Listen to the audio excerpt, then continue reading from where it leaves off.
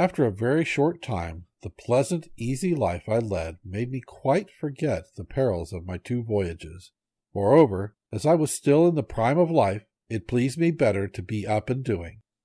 So, once more providing myself with the rarest and choicest merchandise of Baghdad, I conveyed it to Balsora, and set sail with other merchants of my acquaintance from distant lands. We had touched at many ports and made much profit, when one day upon the open sea we were caught by a terrible wind which blew us completely out of our reckoning, and, lasting for several days, finally drove us into harbor on a strange island. "I would rather have come to anchor anywhere than here," quoth our captain. "This island and all adjoining it are inhabited by hairy savages, who are certain to attack us, and whatever these dwarfs may do we dare not resist, since they swarm like locusts, and if one of them is killed, the rest will fall upon us, and speedily make an end of us." These words caused great consternation among all the ship's company, and only too soon we were to find out that the captain spoke truly. There appeared a vast multitude of hideous savages, not more than 2 feet high, and covered with reddish fur. Throwing themselves into the waves, they surrounded our vessel, chattering meanwhile in a language we could not understand, and clutching at ropes and gangways, they swarmed up the ship's side with such speed and agility that they almost seemed to fly. You may imagine the rage and terror that seized us as we watched them, neither daring to hinder them nor able to speak a word to deter them from their purpose, whatever it might be. Of this we were not left long in doubt. Hoisting the sails and cutting the cable of the anchor, they sailed our vessel to an island which lay a little further off, where they drove us ashore. Then, taking possession of her, they made off to the place from which they had come, leaving us helpless upon a shore avoided with horror by all mariners for a reason which you will soon learn. Turning away from the sea, we wandered miserably inland, finding as we went various herbs and fruits which we ate, feeling that we might as well live as long as possible, though we had no hope of escape. Presently we saw in the far distance what seemed to us to be a splendid palace, towards which we turned our weary steps. But when we reached it, we saw that it was a castle, lofty and strongly built. Pushing back the heavy ebony doors, we entered the courtyard, but upon the threshold of the great hall beyond it we paused, frozen with horror at the sight which greeted us. On one side lay a huge pile of bones, human bones, and on the other numberless spits for roasting. Overcome with despair, we sank trembling to the ground, and lay there without speech or motion. The sun was setting when a loud noise aroused us. The door of the hall was violently burst open, and a horrible giant entered. He was as tall as a palm tree, and perfectly black, and had one eye, which flamed like a burning coal in the middle of his forehead. His teeth were long and sharp, and grinned horribly, while his lower lip hung down upon his chest, and he had ears like elephant's ears, which covered his shoulders, and nails like the claws of some fierce bird. At this terrible sight our senses left us, and we lay like dead men. When at last we came to ourselves, the giant sat examining us attentively with his fearful eye. Presently, when he had looked at us enough, he came towards us, and stretching out his hand, took me by the back of the neck, turning me this way and that, but feeling that I was mere skin and bones, he set me down again, and went on to the next, whom he treated in the same fashion. At last he came to the captain, and finding him the fattest of us all, he took him up in one hand and stuck him upon a spit, and proceeded to kindle a huge fire, at which he presently roasted him. After the giant had supped, he lay down to sleep, snoring like the loudest thunder, while we lay shivering with horror the whole night through. And when day broke, he awoke and went out, leaving us in the castle.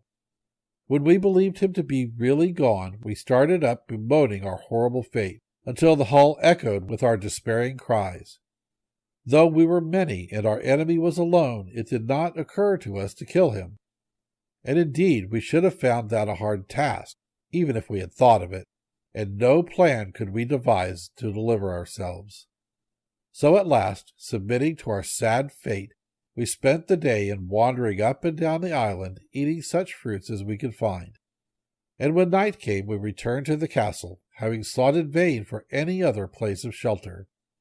At sunset the giant returned, supped upon one of our unhappy comrades, slept and snored until dawn, and then left us as before. Our condition seemed to us so frightful that several of my companions thought it would be better to leap from the cliffs and perish in the waves at once, rather than await so miserable an end. But I had a plan of escape which I now unfolded to them, and which they at once agreed to attempt. "Listen, my brothers," I added, "you know that plenty of driftwood lies along the shore. Let us make several rafts, and carry them to a suitable place. If our plot succeeds, we can wait patiently for the chance of some passing ship which would rescue us from this fatal island. If it fails, we must quickly take to our rafts. Frail as they are, we have more chance of saving our lives with them than we have if we remain here." All agreed with me, and we spent the day in building rafts, each capable of carrying 3 persons. At nightfall we returned to the castle, and very soon in came the giant, and one more of our number was sacrificed. But the time of our vengeance was at hand. As soon as he had finished his horrible repast, he lay down to sleep as before, and when we heard him beginning to snore, I, and 9 of the boldest of my comrades, rose softly and took each a spit, which we made red hot in the fire. And then at a given signal we plunged it with one accord into the giant's eye, completely blinding him. Uttering a terrible cry, he sprang to his feet, clutching in all directions to try to seize one of us. But we had all fled different ways as soon as the deed was done, and thrown ourselves flat upon the ground in corners where he was not likely to touch us with his feet. After a vain search, he fumbled about till he found the door, and fled out of it howling frightfully. As for us, when he was gone, we made haste to leave the fatal castle, and, stationing ourselves beside our rafts, we waited to see what would happen. Our idea was that if, when the sun rose, we saw nothing of the giant, and no longer heard his howls, which still came faintly through the darkness, growing more and more distant, we should conclude that he was dead, and that we might safely stay upon the island and need not risk our lives upon the frail rafts. But alas! Morning light showed us our enemy approaching us, supported on either hand by 2 giants nearly as large and fearful as himself, while a crowd of others followed close upon their heels. Hesitating no longer, we clambered upon our rafts and rowed with all our might out to sea.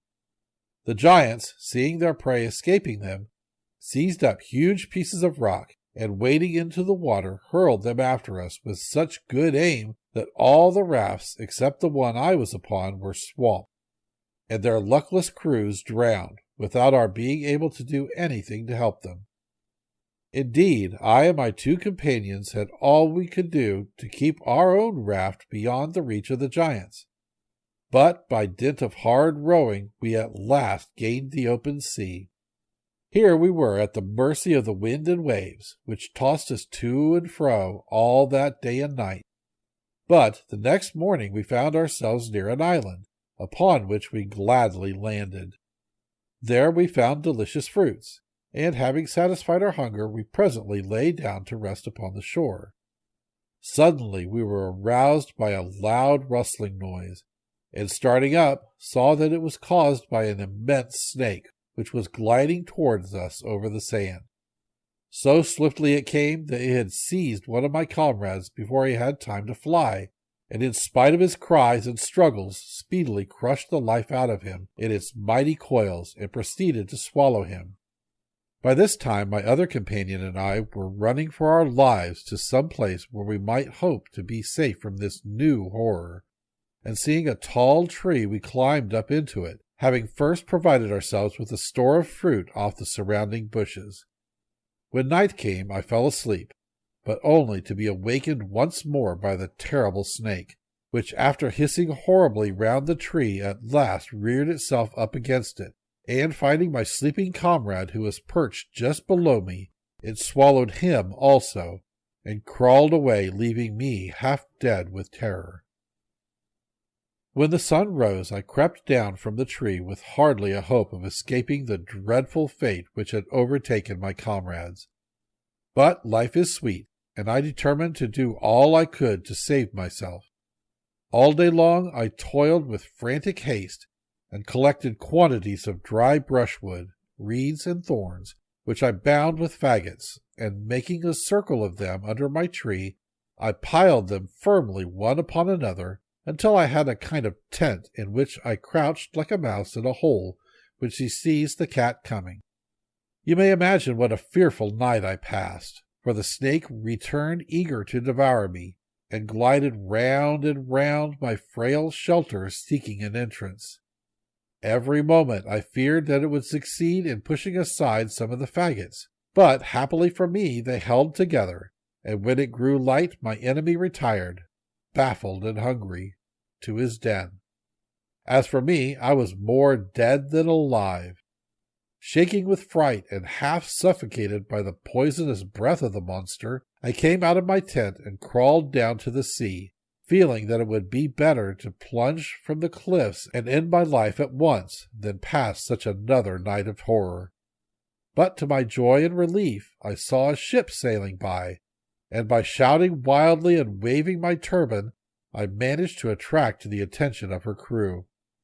A boat was sent to rescue me, and very soon I found myself on board, surrounded by a wondering crowd of sailors and merchants, eager to know at what chance I found myself on that desolate island.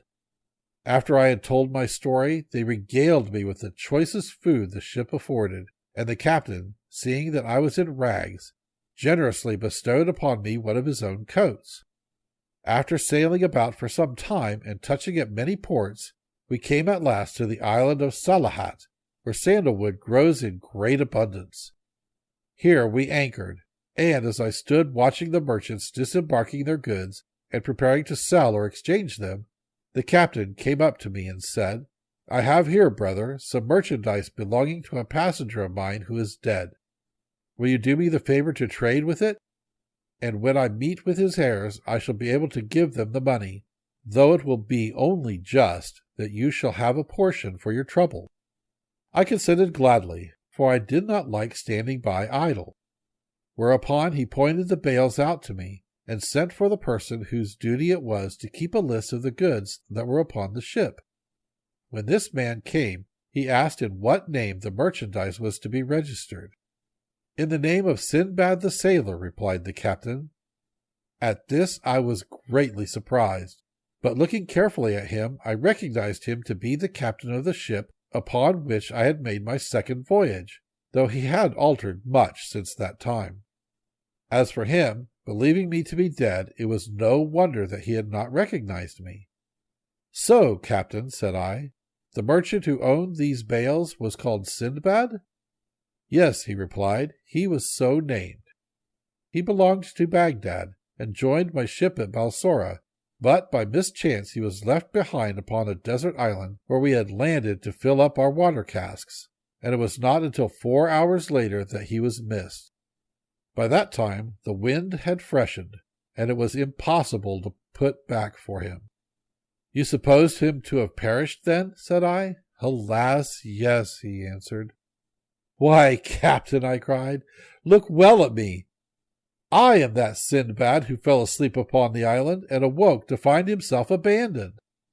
The captain stared at me in amazement, but was presently convinced that I was indeed speaking the truth, and rejoiced greatly at my escape. "I am glad to have that piece of carelessness off my conscience at any rate," said he. "Now take your goods, and the profit I have made for you upon them, and may you prosper in future." I took them gratefully, and as we went from one island to another, I laid in stores of cloves, cinnamon, and other spices.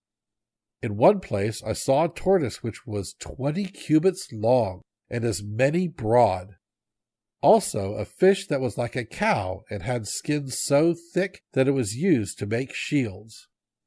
Another I saw that was like a camel in shape and color.